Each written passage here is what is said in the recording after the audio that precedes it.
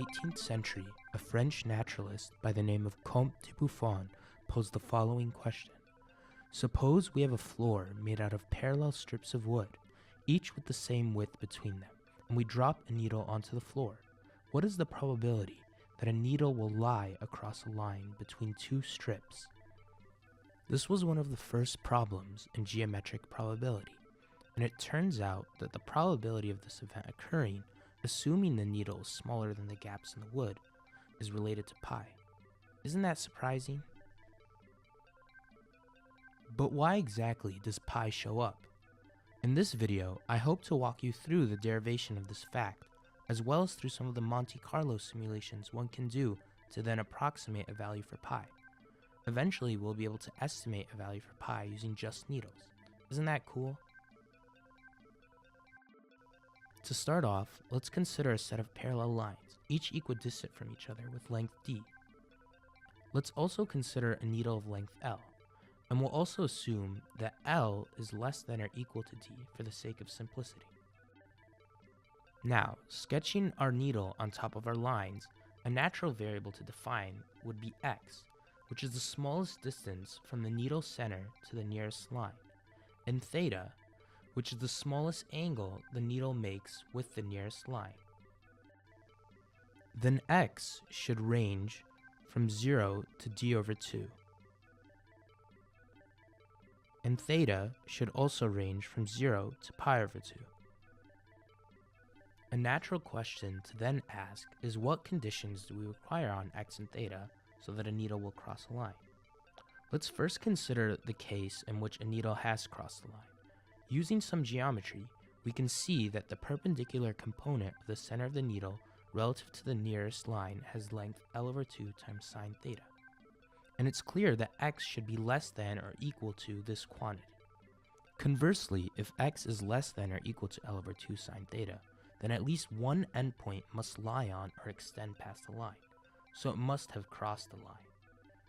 Then, saying that a needle has crossed the line is equivalent to saying that x is less than or equal to this quantity. Now, let's turn our attention to defining a joint probability distribution for our system. Since there's no preference for x nor theta to take any particular value over their support, we'll assume that they're both modeled by a uniform probability distribution.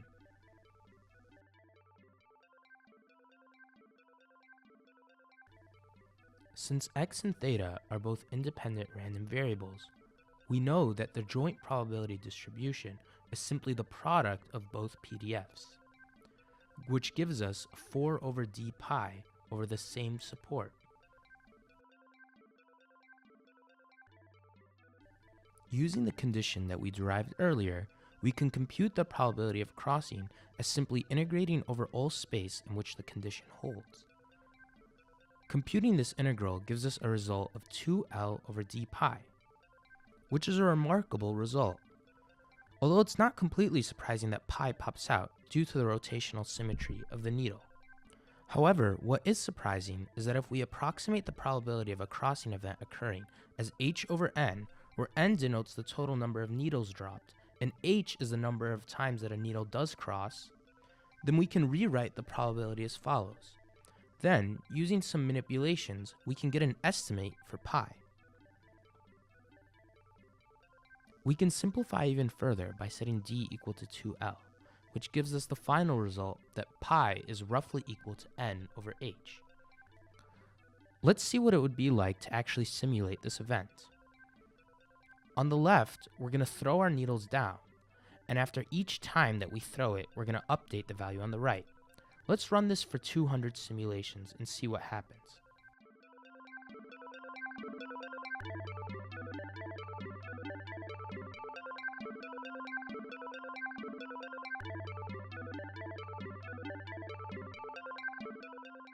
On the right, we plotted our estimator as a function of the number of throws that we did. We can see that we get kind of close, but there's still a noticeable amount of noise. A natural idea would be to first increase the number of throws. Let's try and repeat this experiment a few more times, each time running the simulation longer and longer and recording the final estimate.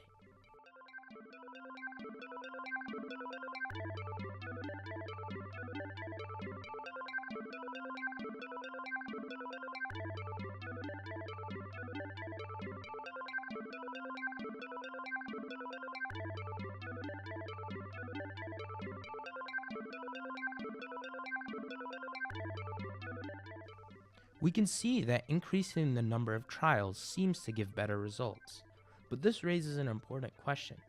Each of these runs is still random. Even if longer simulations tend to be more accurate, any single run could still be an outlier. To understand these deviations from pi, we need to look not at a single run, but at a distribution of many independent runs. To study this, we'll fix the total number of throws for each individual experiment to be 500. And then we'll repeat this experiment 1,000 times. This will give us 1,000 independent estimates for pi, each based off the same number of throws. In this super experiment, we'll collect the results of these estimates into a histogram. Each time the histogram updates, that means that one of the 1,000 independent calculations of pi has been added to the distribution.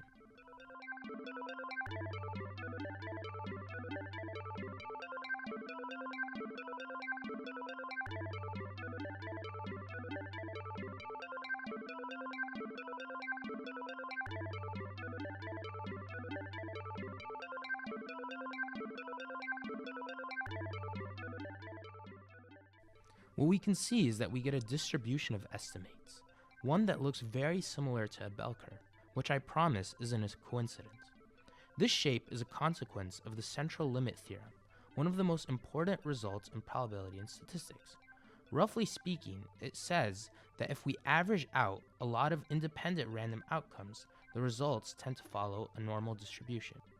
We won't go too deeply into the theorem itself here, but one of the most important consequences is that it lets us quantify uncertainty. Instead of producing just a single guess for pi, we can talk about how confident we are in that guess.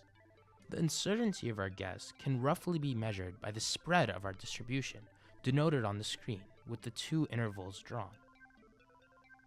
Now let's run this same super experiment a few more times, each time increasing the number of trials in the experiment. Now as we simulate, something really interesting happens.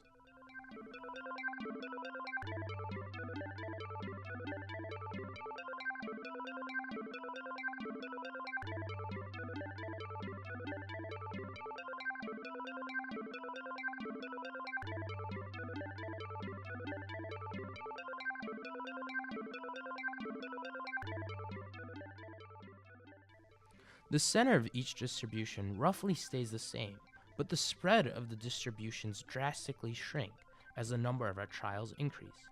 In fact, the spread of the distributions, or standard deviations, shrink on the order of 1 over root n, which follows from the fact that the variance of independent random variables adds together. Intuitively, this makes sense. Each trial is estimating a probability, and as we increase the number of throws, we average out over more randomness. This makes each individual estimate more reliable. The red uncertainty intervals that we drew, corresponding to one standard deviation away from the mean, give a rough visual measure of the spread. While they are not confidence intervals themselves, they scale in the same way and are closely related to the confidence intervals used in statistical inference. Using the results from these experiments, we can draw a few general conclusions about Monte Carlo methods. First, we needed a lot of samples. Even Buffons needle required hundreds or even thousands of samples. Second, we can improve the accuracy of these methods in two complementary ways. First, by running each simulation for longer, and two, by running many independent simulations. Increasing the number of throws per trial reduces the variance of each estimate, while running multiple trials allows us to see exactly how much spread there was. Thanks for watching my video. If you liked what you saw, please make sure to like and subscribe, and leave a comment below with any feedback you might have.